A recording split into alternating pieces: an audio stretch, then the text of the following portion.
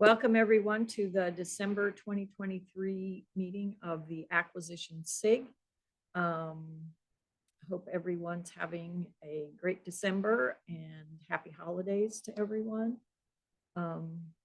So today, obviously the next big thing for Koha is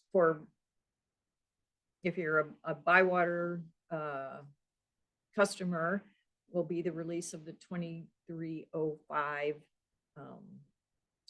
upgrade next month. Some people may be on it already, but I just wanted to, first of all, let me ask, does anybody have anything questions that they would like to ask the group before we get started? Hey, Christie. Hey, I always have a question. Okay.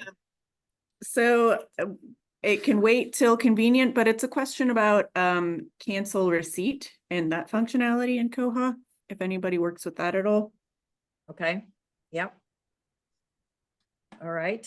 So why don't you go ahead and describe your situation, and then we can. Sure. So basically it's trying to establish the best practices for what happens when you accidentally receive an item and then you're like, oh no, we didn't receive all that many copies of it, or we didn't receive it, we received this title. So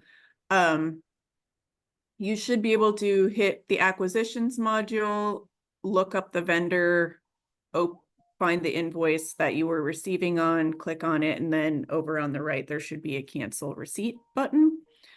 And I was just kind of trying to reaffirm that is the way that you go about doing it. And also, if anyone has any insights into working with that. I know there have been some instances where that throws an error when you hit the cancel receipt, where it says, it was already, this is associated with another line item or something like that. So, and just open to any thoughts people have on that capability and process. Does anybody have any thoughts on that? Well, Christie, when I first started in acquisitions, I was always concerned about that pop-up, that warning, like what's that going to do? And I did contact Bywater, and I thought they were going to get rid of it at one point, and I thought it slightly changed, but I noticed it's still there. So I don't know why it's there, because they didn't think it was very significant that it came up. But to me, it was like, wow, that warning, like I shouldn't be doing this. But again, after further research, it didn't seem like that was a big deal. It just drops it from your invoice. I don't know if anyone else has any other experience with that. That's basically what we do, is just ignore that warning. I don't know if that's the right thing to do, but I think it's similar to Christie's experience. We talked to Bywater, and they were like, yeah, you'll be okay if you just move forward with that. So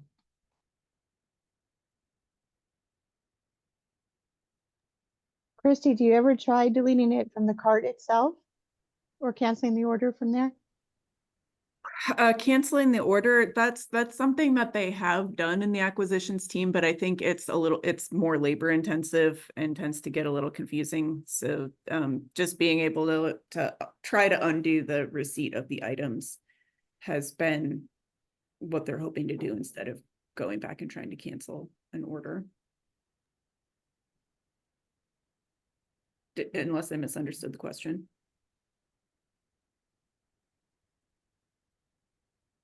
So you're still anticipating the items to come in. It's just you inadvertently received them too early, or inadvertently received the wrong amount, or inadvertently received the wrong title. Yeah. Okay. We go through a lot of stuff, so it's the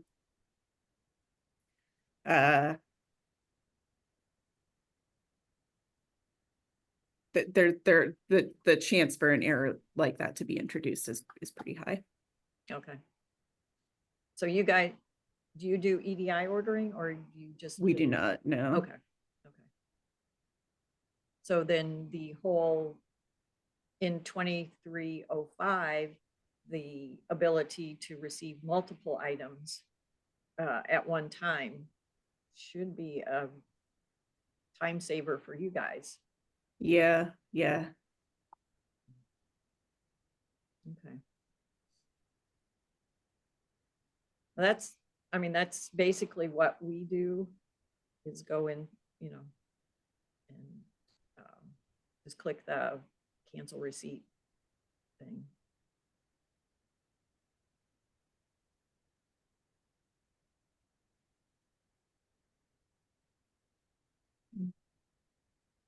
Okay. Does that help you, Christie? Yes, uh-huh. Okay. There is one other different error message that it's not a warning, it's, let me see if I can throw a snip in the chat of it.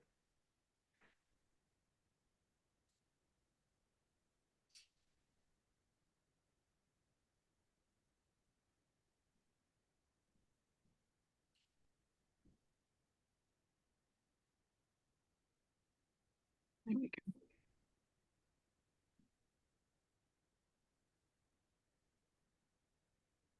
And all of this is just with the caveat of this is new to me, so I'm sorry if these are silly questions. No, never a silly question. So sometimes it will say that.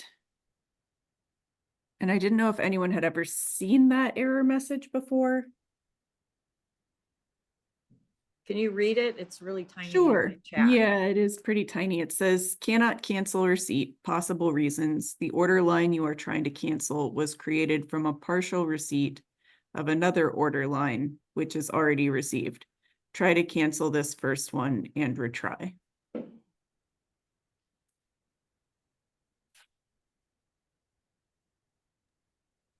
That sounds to me as if, I'm not sure if you're aware, if you partially receive an order, Mhm. it creates a new order for the remaining items that you haven't received. Okay. So if you order two items, two copies of a book, when you receive one of them, it creates a new pseudo order for the second one. And Okay. then I think it's saying that you're trying to cancel the second one, but the first one is received. So I think it's saying you're going to have to cancel both of them. Okay. But in a practical way, that won't be very helpful to you if. Okay. Well, it helps to get some insight on that message. Thanks, Daphne. Okay, I'm done now. Okay. Okay. Does anybody else have anything that they have questions about or curious about?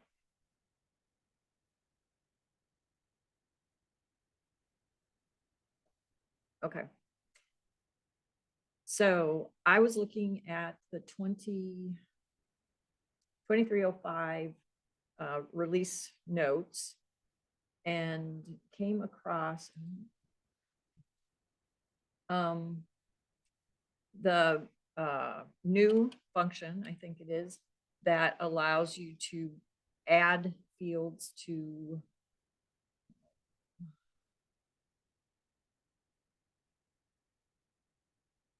oh shoot, now I lost my, hang on a second.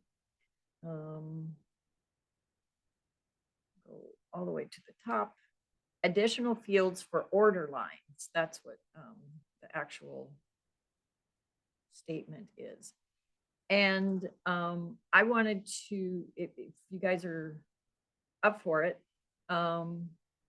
just to kind of go through that whole process just to see what this function does, because I read stuff and I was like, oh boy, that sounds like it could be really useful, but then I'm not sure I can think of all the places that we could use it. So does that seem like a good idea, just to kind of walk through the function of this new feature? I pulled up Bywater's demo site, which is 2305, and was just kind of marching through the test plan to see what kinds of things this could do. And I kind of wanted to get the pool of knowledge that we have here for ideas on how you can use this field. So I will need lots of help in thinking through this because I'm only on step 6, and I had the test plan is a little different than what got implemented. So I'm going to share my screen of the, so does that sound good for everybody?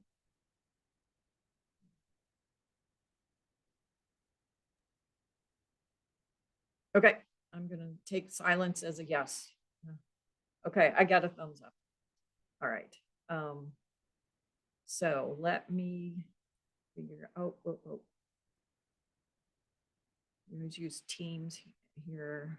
And then I got to figure out how to share a screen. Different. Okay.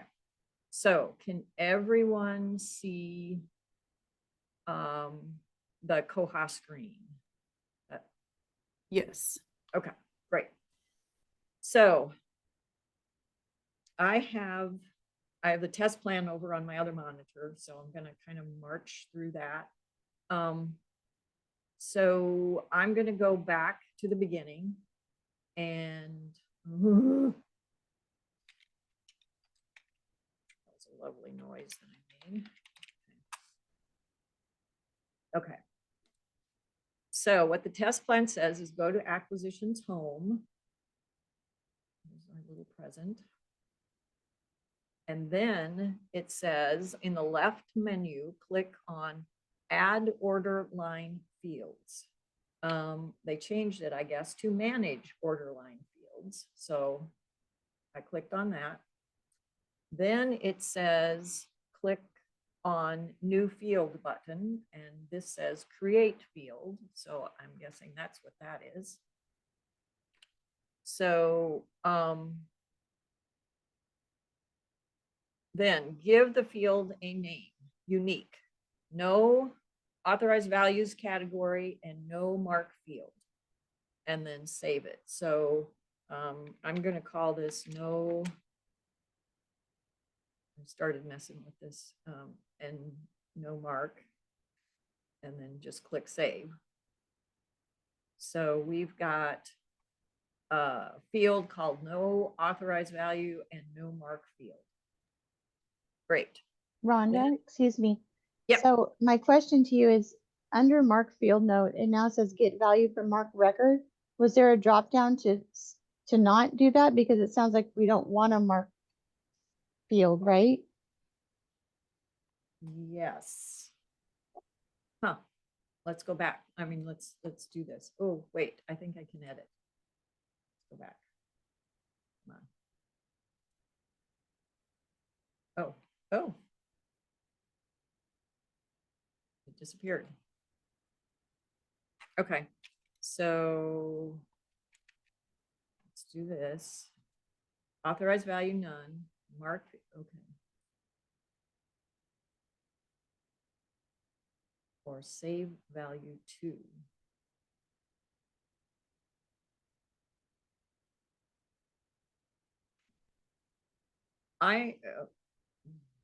Any ideas out there? But I'm guessing if we don't put a mark field in here, it won't look at the mode.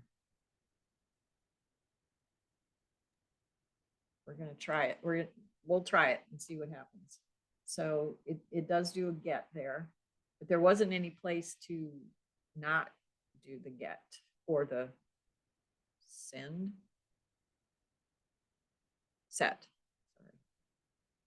Okay. So let's see how long this lasts. Perhaps the name already exists. Okay. Yeah.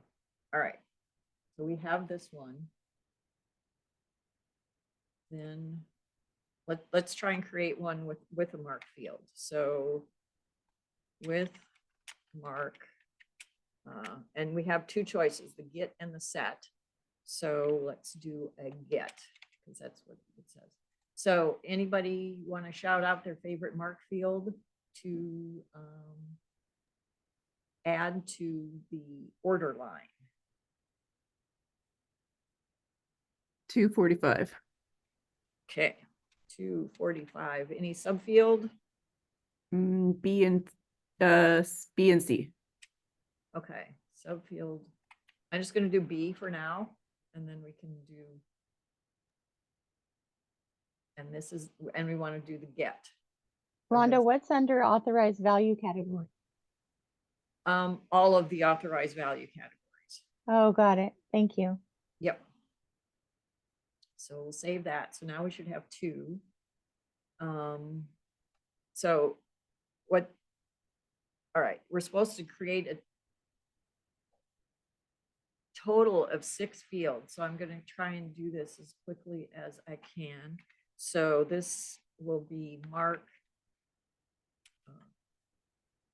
with mark set and what's so the 100. mark, go ahead.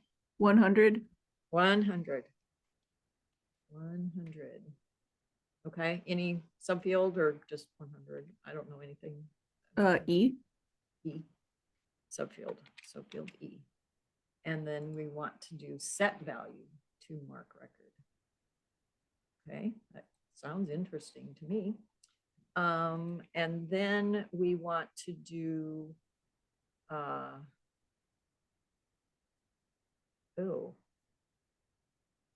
an AV category, authorized value.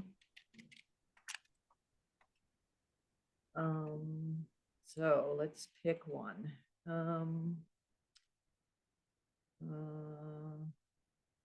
We'll pick Loc as the category. I don't know what I'm doing, so we're just going to make this up as we go. This is how we learn.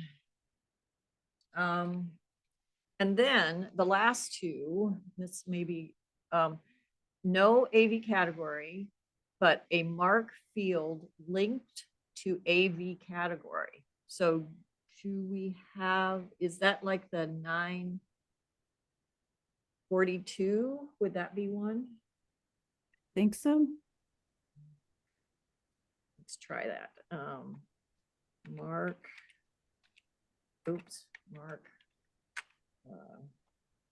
AV link. Yeah, so 942, I think it's subfield C, right? That's the item type with a get, okay? Is there another mark field that's tied to a authorized value that anybody knows of? The $942 N, for the Okay. press. Okay. That's a good one to set then. Mark AV link, and we'll put set in this one because I forgot to say set in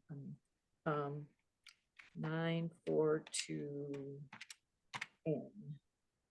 And we want to do, and they call it set and they call it save here. Okay, so we've got 1, 2, 3, 4, 5, 6. Okay. All right. Create an order line. Oy. Okay. So we're in admin here. So we want to go to acquisitions and let's just search for a vendor. Vendor name. That is really good. Add. Okay. Create everything needs supplier basket at the bottom. Okay. So add to basket from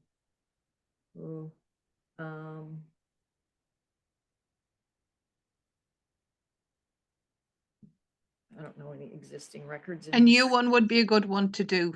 Okay, good. That's all right. So a book called This Is a Test. That's the only thing that's required. Item information is here. So we'll set the item type to be book and the fund would be the only fund we have. Oh, add item. All right, so we got one. Is that all that? Okay, so now what it says is create, at the bottom of the page, you should see your additional fields. So here are our additional fields. With authorized value drop-down list for fields C, D, okay. So the ones that we linked to an authorized value. Fields A and C should be disabled. Wow, they are. Huh. Okay. Fill these fields with some data and save order line. Oh, if you want to read along with this, this is bug 11844. Should have told you that way sooner. So help here for, okay, so these, I think that's just free text, so okay. put No in Merry other, Christmas or something. there we go. Great. With mark get, this value will be filled with that of the selected bibliographic record. Now, unfortunately, we didn't have a subfield in our title. Yes. Bummer. Can I still add that up here? I'm sure we can. Okay. What would, okay, subfield. What was it? It's normally a colon, isn't it? And then Yeah, somebody that space, does but more I than- don't know if it's going to be clever enough to work out that the colon space is into the subfield. Subtitle, right? Yeah, we'll see. All right. And Otherwise, will we give it an author as well so that oh, the yeah. $E will be concatenated?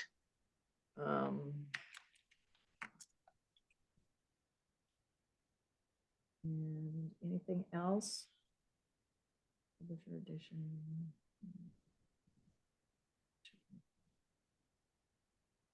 All right. This value will be saved to the 100 subfield of the select. Okay, so what's the E field? I always have to look this stuff up. Is that the relationship? Is that something like editor or illustrator? Author, yeah. Okay, we'll do author. All right, so the authorized value, and we picked loc. So here's all of our locations, and we'll pick new material shelf. Authorized values for item types. This value will be filled with the subfield C, subfield of the selected bibliographic record. So we don't put anything in there, is that right? I mean, there's nothing. Yeah, in it should have that. come down, but we didn't set that. So Okay. let's see if we can put something in the yes, no, though, Ooh, look. to suppress it. So we'll say yes. Okay, is everybody following along? What we're doing here? And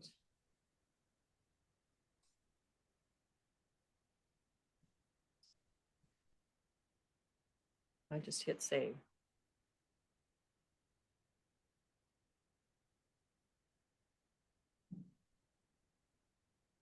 All right, so what it says is create, fill these fields with some data, check that the data was correctly saved into Biblio for fields B and D. So field B is a mark field. Oh, those are the set ones. So we've got this. Look at this. Oh.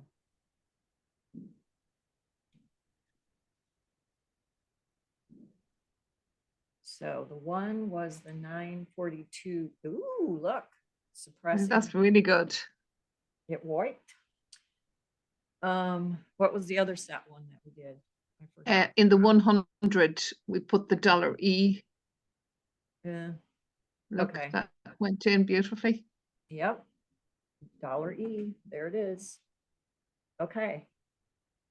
So, let me see. We're almost done here. Fill these fields with some data. All right. Modify the same order line. Ooh. Okay, back even further. Okay. Modify the same order line. Check that values you filled are correctly retrieved and that the values for A and C were correctly retrieved from the bibliographic record. Okay, this is where it may not have worked because we didn't have the stuff.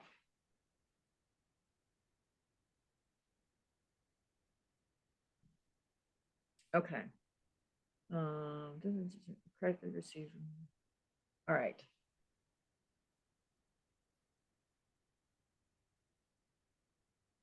I don't remember what, okay. So I think it's saying the stuff at the bottom, did it pull that stuff in from the record? So it did pull in the book's item type from the record, which is what we expected. It didn't pull in the 245B because it wasn't actually in the B subfield. Right. Okay, that works then. I wonder, Rhonda, if you just edited the bibliographic record again and put the subtitle properly in the $B. Okay. All right. Let's Um, try. How do I get there from here? There is an edit record right there next to catalog details. The big bright green thing in bold. Yeah, that's good. All right.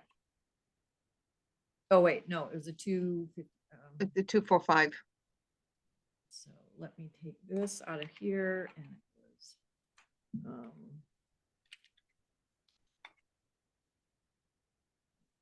save.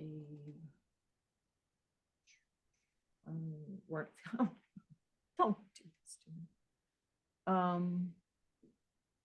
If you go to those fields, I'd say they'll all set automatically for you, Rhonda. They're all, Oh, okay. just click into them, they'll pre-fill. How many more? 040. Okay. Oh. Just Transcribe make it. something up for that one. Put XYZ in something. Okay, that works for me. And then save. Okay. Now, if you click on the acquisitions tab, does it? No, just down beside the holdings, Oh, Rhonda. and down here. Okay. So And we then can go back into to that. The basket. And look at this. Go down. Didn't fill it in, but it may be, we may need to do a new, it may have been. Yeah. That we need to do a new, let's try it once. And add to basket from a new. You see, in here, Rhonda, I don't know how you get a subtitle in properly. Oh, good point. It might be better if we could find an existing title, an existing bib record that had a subtitle. Sounds like and we just do a search the catalog and see what kind of things they have. Search. Oh, okay.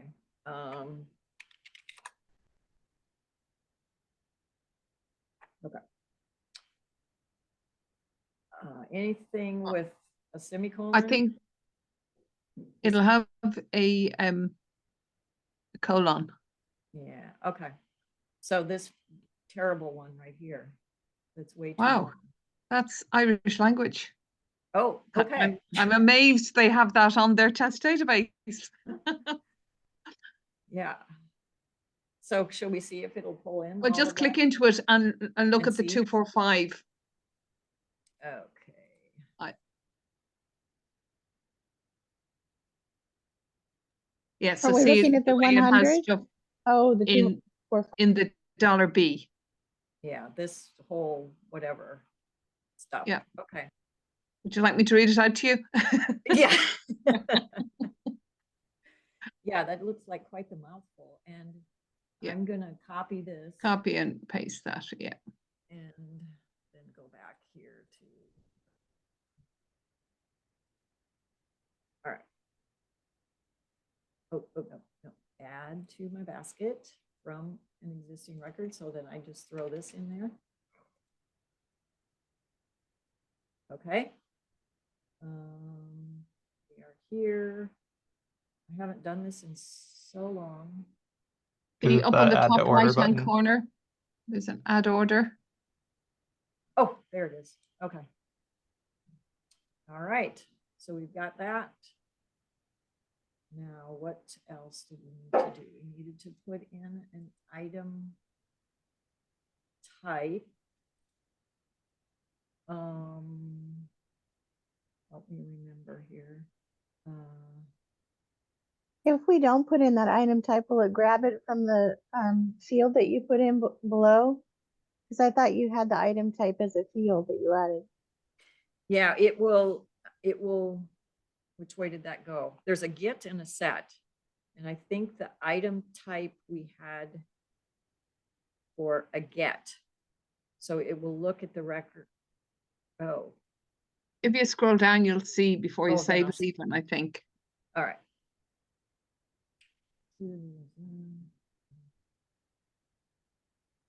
This value will be filled with the subfield of these. Oh, yeah. So let's not put it in there. Let's try it. Okay. Add item. Fund. Anything there. Okay. But it So- did bring in the Ooh. $245 Yes, it did. And it brought this in too. I don't know if that was before or after I stuck it in there. But yeah, that is in there now. That's a get. And this was a get. I just forgot to put it in the title. All Mhm. right.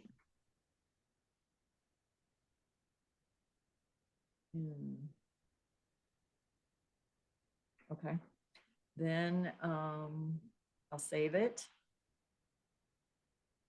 And then what did we have to go do? Biblio record. Okay. So we go here. And edit record. The 1942. No. Oh, subfield N. It didn't. Well, Oh, we did I didn't not? fill it in. I didn't fill it in, did I?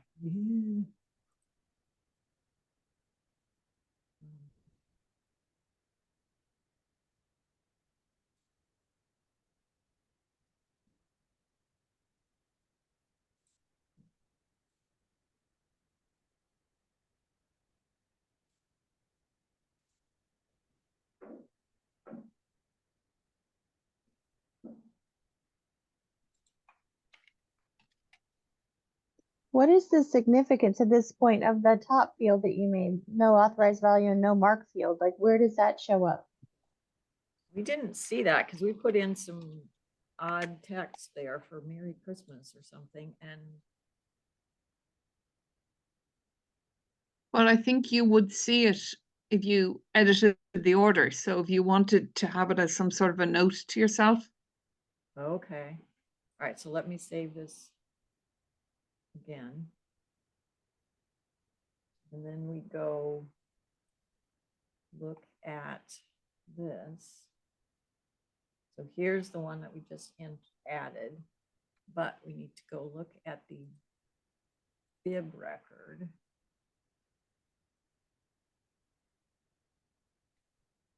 So let's see. Okay, so that came through the yes. What was the other thing we did? The loc.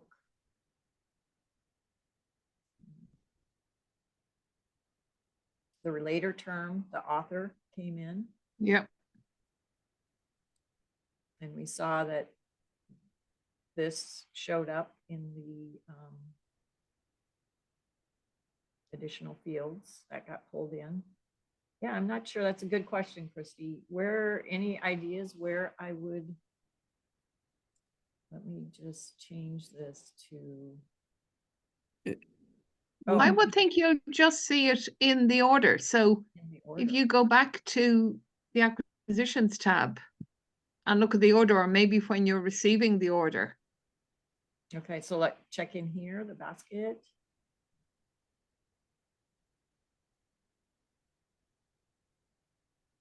I wonder, could you configure it on the columns? Oh,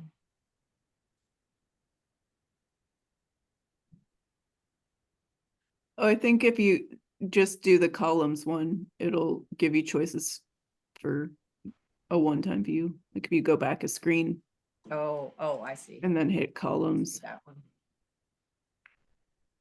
Huh. Tax and tax Nope. aren't showing.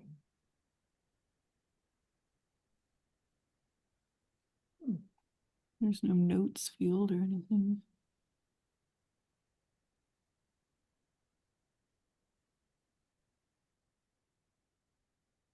Is anybody like reading the actual bug to see what that's supposed to do?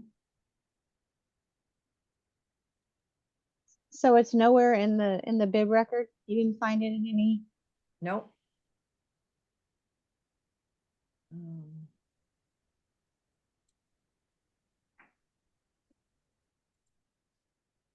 So on the bug, it says this patch doesn't display additional field values anywhere except in the order line creation modification. Future patches will do that. So I think if you're not linking it anywhere, if you're not linking to it marked field, it's only going to show on the order line creation modification page. So when you're modifying it, like when you're changing the data, it's the only place you're going to see that right now. Oh, okay. Well, that is the only place we are seeing it. I have a question right here on this page. If anyone Yep. has used the statistic 1 and statistic 2, Mm-hmm. does anyone use those or have experience with those? I messed around with them. But I We've have, used them for, sorry, Rhonda. yeah, go ahead. We've used them where people want additional statistics. So, you know, the way you can get statistics now based on expenditure on a fund or whatever. But if you wanted to break it down, say, over different departments or different material categories, you could set up, you know, say, let's say you had an AV fund, but within that you would like to separate out the CDs from the videos, or you know, whatever it is that we have nowadays that is in the AV area. It just allows you have other categories of statistics, so you can link it to another authorized value. And it'll allow you then in the wizards to get extra reports. Okay. Does that help, Christie? Yeah, thank you. So you create authorized values for those as Yeah, I needed. think they're called A sort 1 and A sort 2 in the authorized values. Oh, wonderful. Thank you.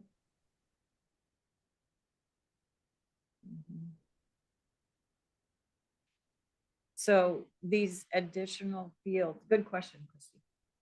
These additional fields has anybody thought of some really good uses for this for yourself.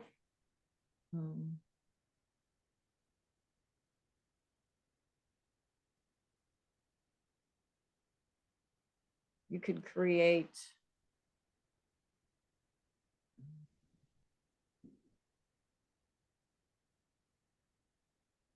no. Maybe if you weren't using purchase suggestions, but you wanted to track the people who had suggested you buy it, you could put that in that first one, no auth value and no mark field.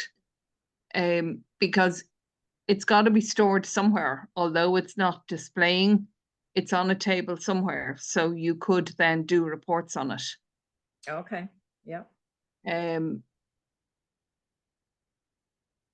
And I would think, you know, on that get mark one, it might be handy to have the publication date out there as well, just to highlight to the publisher that that's the one you want, or the edition, if that applied.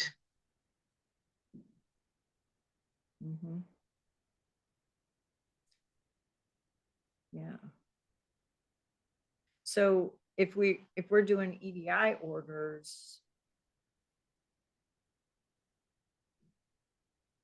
would this information get transferred in the message? Probably not. No, because the structure of EDI is very predefined. Now, Yeah. there might be places where you could put it, but do you remember in the early days of EDI, we'd awful difficulty with the vendor notes? Yes. So we still have difficulty with the vendor notes. Yeah, I can't remember. They come in one place on a quote and they go out somewhere else on the order. They're supposed to flip, you know, because if it comes in from the vendor, it's a message to you, whereas when it's going back out, it's your message to the vendor.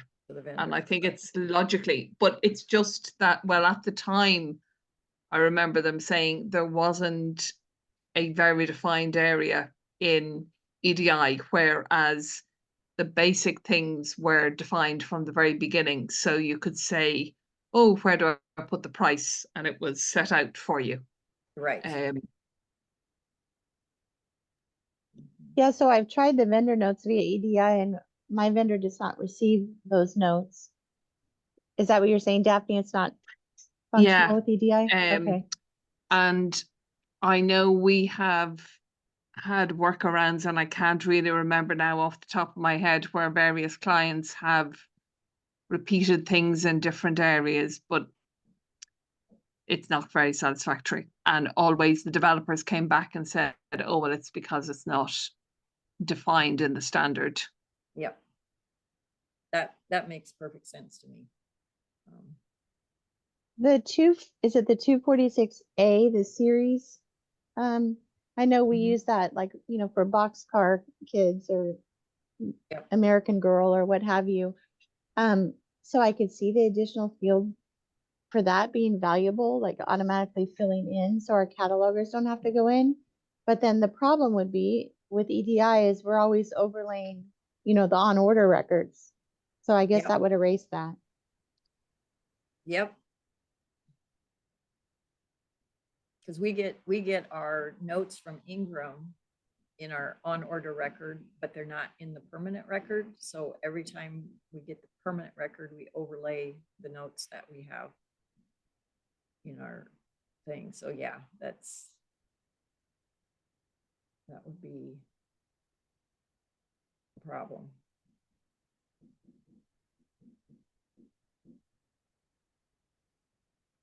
So the gets would be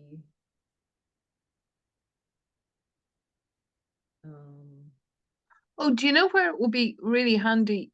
Like in this instance, where if there was something very meaningful in the subtitle, because the fields that you can key in when you are creating a record at the order stage, they're hard-coded. So you can't say you want to put in additional information. Okay. Yep. Hmm.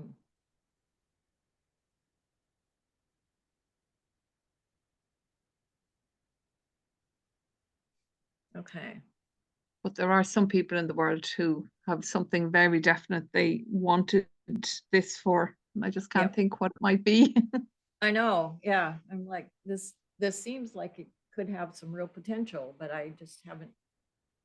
I thought maybe going through the exercise would stimulate some ideas.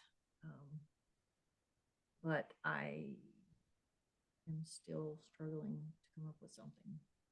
Hey, one thought I had, this is Marcy. I think if a library is not using full grid orders with their vendor, Uh-huh. then this might allow them to kind of do that when they're building their cart a little bit. But Okay. again, I don't know. Mm-hmm. Yeah, so they could do a bunch of sets or something like that for Yeah, the grid information that the vendor does. They could do some sets and say, yeah, set this to this location, set it to this collection, set it to this yeah. whatever. Yeah, I could see that. Mhm. Yeah, it just seems like a way that acquisitions could help your catalogers out a little bit. Like they're filling in some of the information ahead of time, so that's less work on the cataloging end, maybe. Mm-hmm.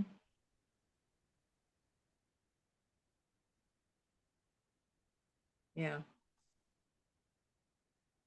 I guess if we have this and then you use the, was it last release where you could protect certain fields, yeah, like the whole field. You could, nope, that wouldn't work.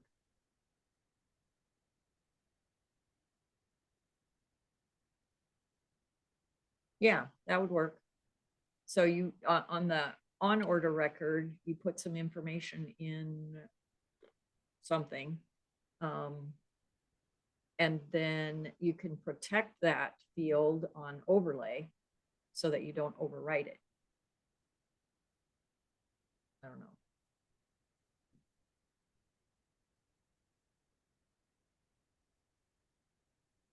And the point about this is, anyway, it really is for people who are not using EDI, Yeah. because you're not in that order area. Unless you modify orders after they come in as quotes. Yeah.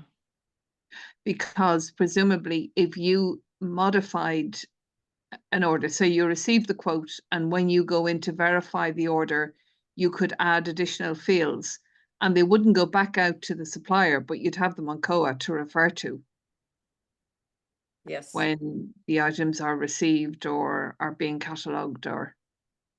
Mm-hmm. Yeah. Okay.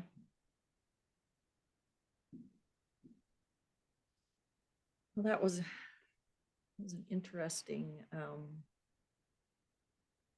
experiment. And it looks I'm like glad it's you all walked through that because I wouldn't have understood it if you hadn't. Like, I don't do anything with acquisitions anyways, but like, I definitely, I get it now. I understand what it does, and it is intriguing. It's like Mhm. this could be potentially useful for us. So thank you. Yeah. Yeah. Yeah, I like to do this kind of stuff, even though I can't think of a use for it right now. In some discussion later on, all of a sudden it may be, wait, what about those additional fields? We could maybe do something with that. So yeah, it's just kind of a good exercise, and I'm glad, that we walked through it, because I wasn't reading the test plan was kind of like, what? But now it makes more sense. to me too.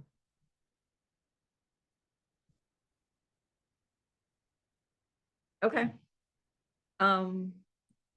Any other things? I think I may have lost my what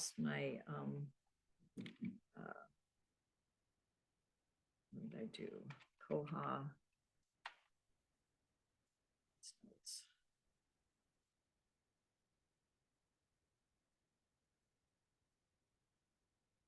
And then I think I did find so yeah, the big one, receiving multiple order lines at once. I think everybody who doesn't do EDI is doing a happy dance for that one. This is the one that we just looked at, additional fields for order lines. We can add vendor aliases, a former name or a different spelling of the name. Oh, okay. So you could have, you know, all these companies that merge and do all these crazy things. You could track that basically. And then add vendor interfaces.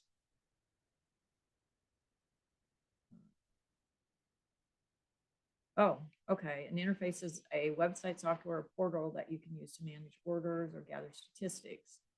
Interfaces can also include usernames and passwords. Oh, that's interesting. And then we just have a few minutes left, so I'll just run through the rest of these. Enhancements, additionally store actual cost in foreign currency and currency from the invoice. Okay, so receiving an item with a price in a foreign currency, you already have the option to calculate the price in the active currency, but the original price and currency are not stored, so they now be stored. That seems helpful. Add option to search in archived suggestions to all search tabs. Oh, okay. That would be helpful. And link basket group names from basket summary page. Okay. That seems, display actual costs in foreign currency and currency from the invoice. Okay. Revert suggestion status to accepted when orders made from a suggestion are canceled. Oh, that's pretty helpful. Instead of saying ordered, it would just go back to accepted. Okay. And then correct formatting of English. Oh, basket group. I don't know anything about basket groups, so help.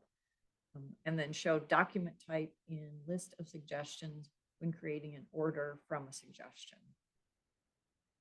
So that is helpful. And a couple more UI changes related to bug 8179. So those are the things we can look forward to probably next month, or you know, Bywater, or if is anybody on 2305 already? We are. This Marcy. Okay. What is your experience? So because we're an early adopter, of course, EDI broke. So I have to get used to that again. You know, I haven't really dived into a lot of the acquisitions and cataloging things that changed, because honestly, a lot of them don't apply because of EDI. So I'm a terrible one to ask this question to. Okay. But yeah, EDI broke. EDI broke. Oh, okay. Other than that, I mean, I think it's good. Is it back? Is it what? Is it back up? Yes. Okay. So what happened in the credentials for the FTP transfer, the passwords got wiped out. So I had to go, either I had that paperwork somewhere that I had to find, or I had to go back to the vendor. And in some cases, they had to reset passwords because they no longer store our passwords. So, you know, but now I know that next time we upgrade, it's going to break again, and I know what to look for, and I'll be hopefully more prepared. Yeah, well, I would be totally unprepared for that too. Yeah. 'cause that hasn't happened in the past, I don't think. So Marcy, should we all be prepared for the FTP passwords to be wiped out, or do you think that will I be don't think fixed? so. I think that they will fix that by the time it rolls out, because when we were not an early adopter, that was not happening. Whereas back when we first migrated to Koha and EDI wasn't like a built-in feature, we had it customized and made for us on kind of a custom level, and it broke every single upgrade. So I got used to, for the past, 3 or 4 years, not having it break, and it broke again. Okay. The other bad thing was they upgraded us earlier than they told us they were gonna upgrade us. So I didn't even know EDI was broken. I wasn't even looking for it. And then it's Nice. like, wait, some things changed. Something's weird here. And they're Mhm. like, oh yeah, surprise. Great. That's what that's what happens to me with the plugins when the plugins are updated and I'm not aware. I'm like you, Marcy. I'm not aware that it's not working, the EDI, and I'm like, wait a minute, where are our invoices? Where's this? And then Yeah. I contact Bywater. They're like, oh, you need the updated plugin. So are any of you automated on that? I'm receiving those updated plugin messages. No. I don't know if we are or not.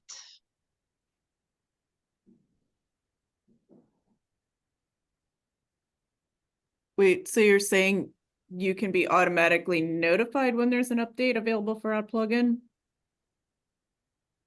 I thought Bywater, when I submitted a ticket, they said, oh, do you want to be notified? I'd have to look back in my emails because I'm Oh. like, how will I know when this happens in the future?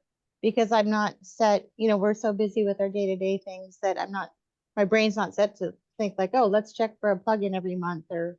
Right. Right.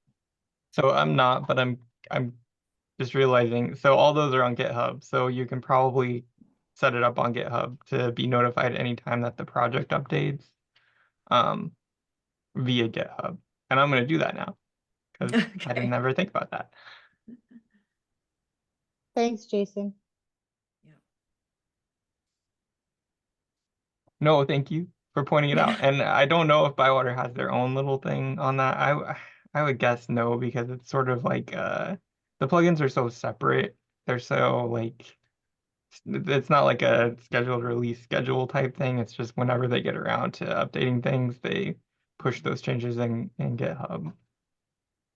Yeah, and you reminded me, Jason, I think that's what they told me to do, is go to GitHub and do exactly what you're doing. So I appreciate it. Okay.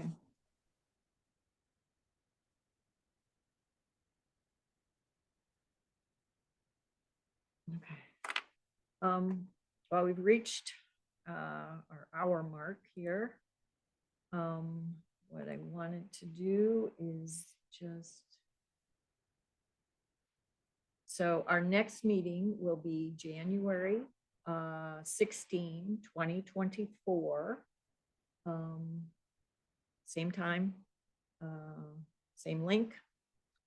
And I hope everyone has a happy holiday and be safe if you're traveling and stay healthy if you're around lots of people.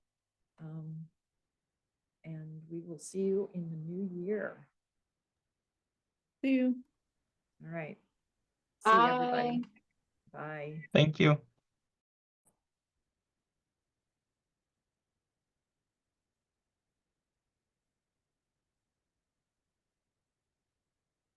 Where's the